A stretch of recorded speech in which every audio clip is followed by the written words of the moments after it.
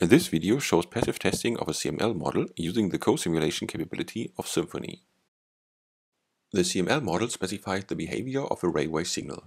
This type of signal is called Dwarf and uses 3 lamps to indicate different states. It is divided into a controller that transforms state change requests into switching commands for the lamps, and a lamp controller that actually switches the lamps on and off. The CML model contains 2 redundant dwarf controller processes. Dwarf control active is the process that defines the behavior of the controller that is initialized as the active controller, receiving requests to change the signal state. Dwarf control passive defines the behavior of the redundant controller that is in standby mode as long as the active controller is working correctly. This process reads all state requests and keeps track of the current state of the active controller. This way, the passive controller can start in the last state of the active controller in case of a switchover. Both processes contain the possibility for a failure that should be detected by the passive testing component. The lamp control process receives lamp switch requests from the active controller and transforms them into actual lamp operations. The composition of these processes is organized by the process SOS control.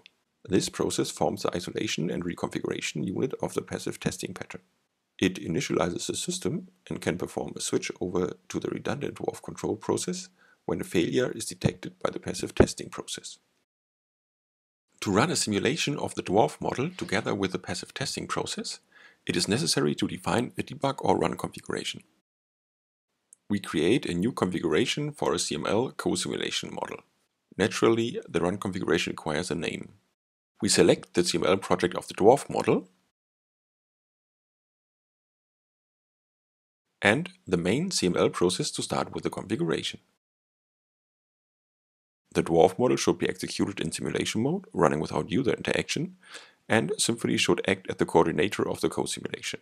Finally, we have to select the processes that are implemented by the external co-simulation client.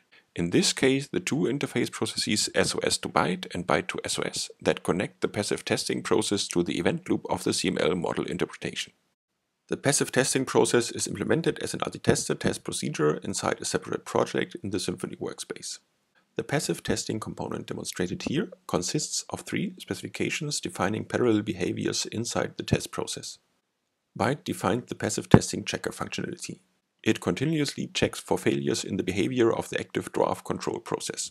IFM SOS to byte monitors all CML events and translates them into state changes for the checker. If a failure is detected, a notification event is sent to the dwarf model using IFM byte to SOS. The test procedure uses a generic library implementing the co-simulation client interface. The simulation of the dwarf model in co-simulation with the process is initiated from the CML perspective. Starting the previously defined run configuration, start the simulation. Symfony switches to the debug perspective and starts the co-simulation coordinator process. The coordinator waits for clients of the co-simulation. The test process is started in the anti-tester perspective of Symfony. The test process is selected and started. It connects to the co-simulation coordinator and starts simulating the processes SOS to byte and byte to SOS from the run configuration. The CML model is simulated in co-simulation with the test process. For this demonstration, the process stops with a deadlock after failures have been detected in both dwarf control processes. The test result shows 2 errors that have been discovered and logged by the test process. The trace of events can be used to investigate the error situation. You can see the notification event sent to the isolation and reconfiguration process, as well as the switch over to the passive control process. Note that the dwarf control process starts in the last monitored state. When the second failure is detected, another switchover is initiated, but no standby control process is available anymore. This is detected and the function is disabled. This concludes the demonstration of passive testing a CML model using the co-simulation capability of Symfony.